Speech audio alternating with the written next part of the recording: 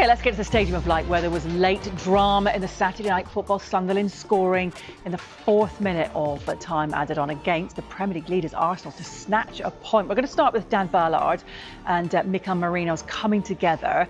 This was in the opening minutes. Jay, anything more sinister in this for you here? I think this is another situation as when you slow it down, it looks like he's kind of maybe thrown his arm back.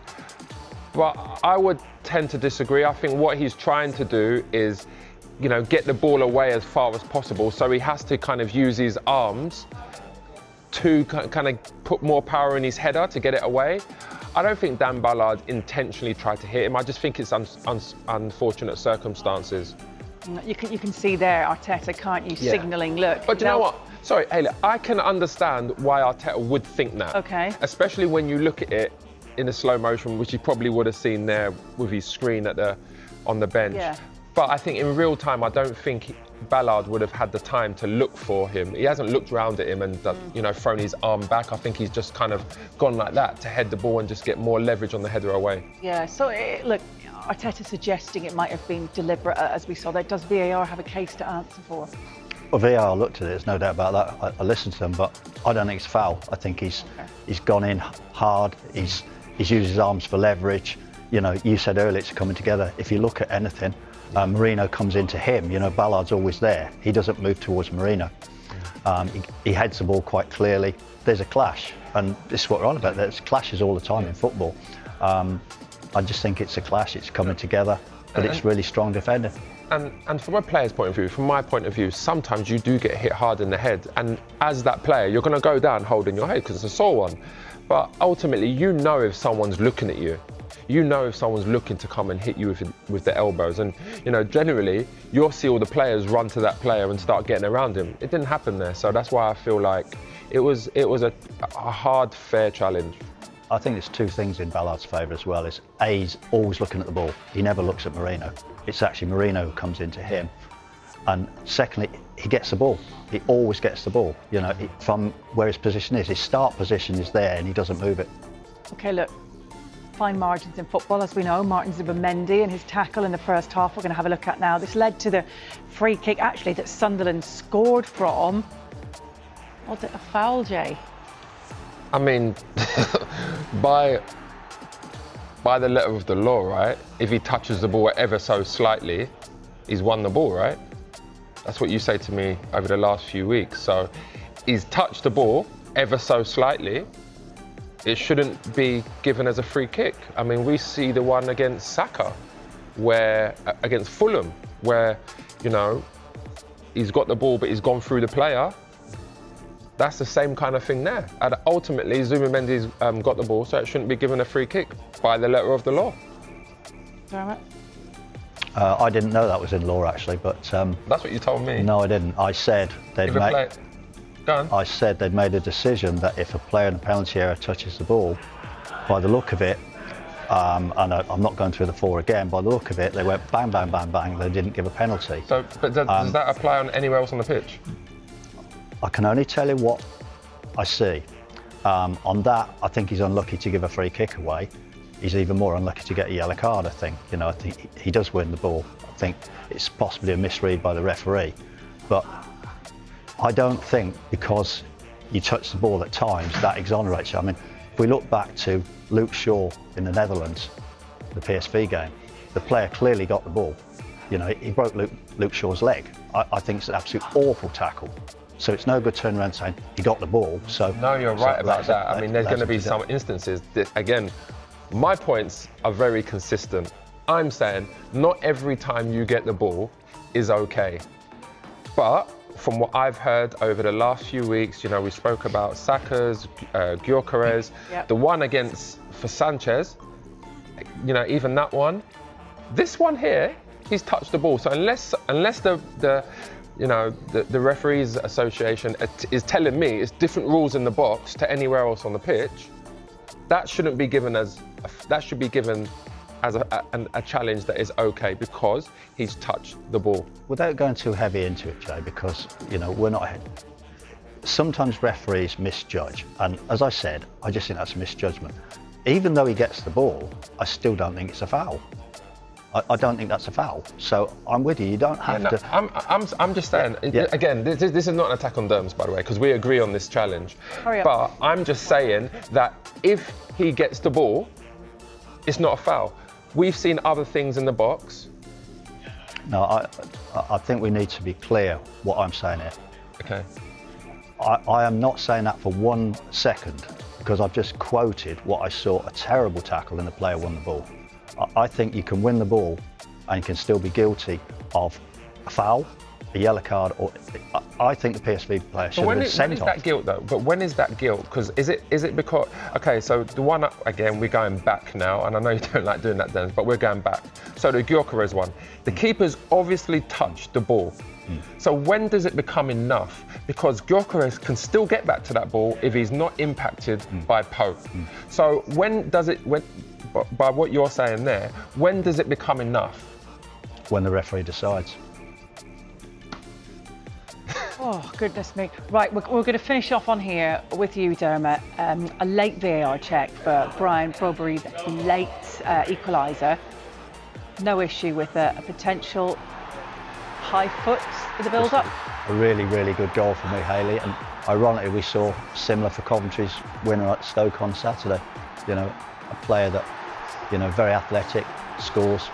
I just think only has eyes on the ball. You know, the player's ducked in, but for me, a good goal.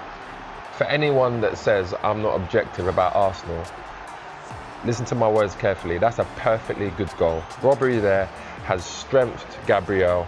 Gabriel's thrown his body at the ball to try and get a block on. Raya's come out. Like Derm said, it's great athleticism and it's a great goal. Right.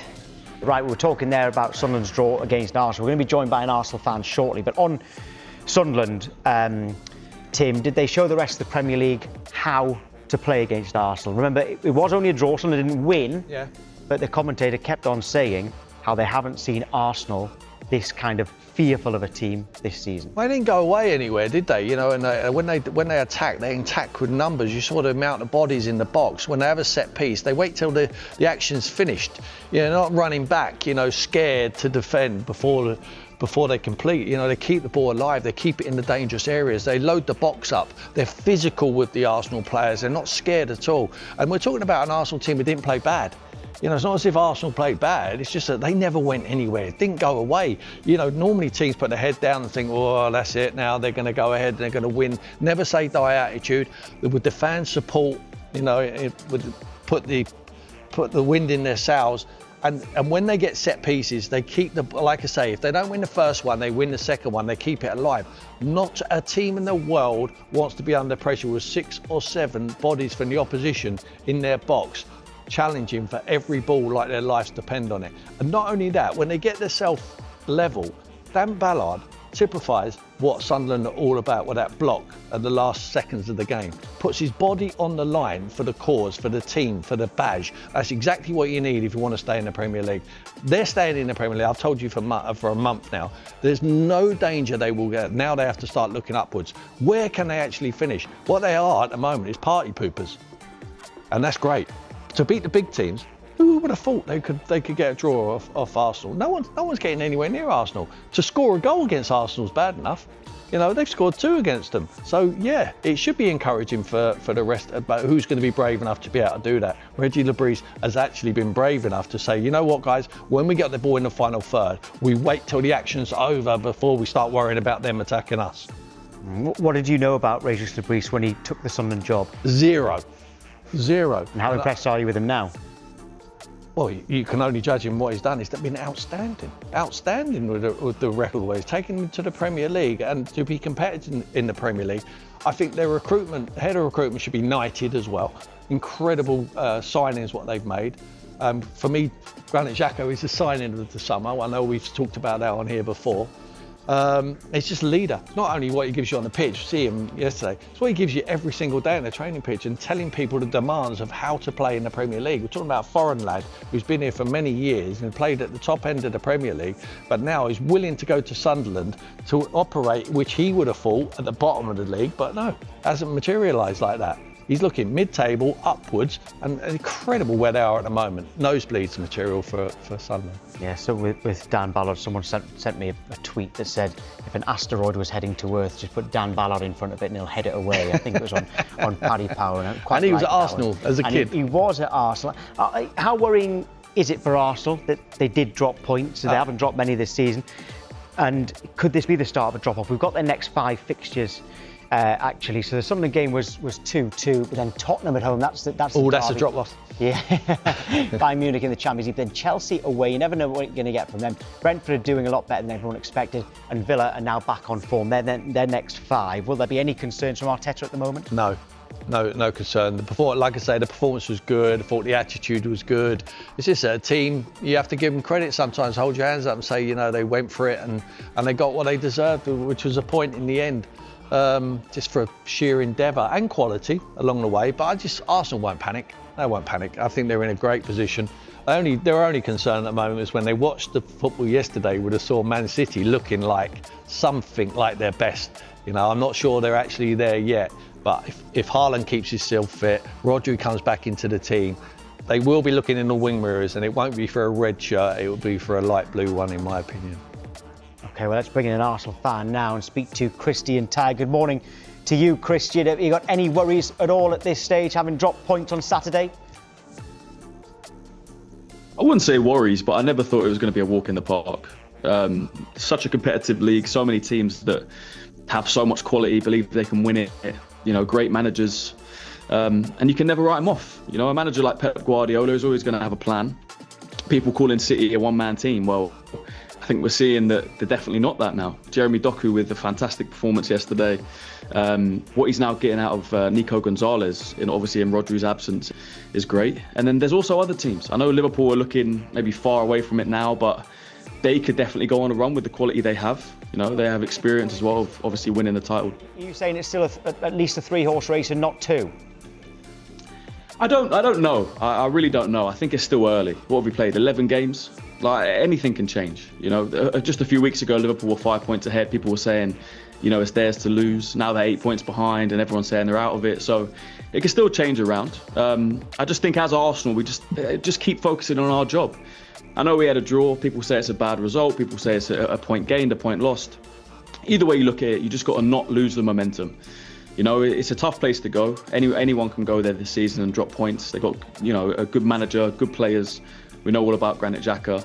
I was very disappointed after the game because I thought we played well enough in the game, especially in the second half, to take all 3 points.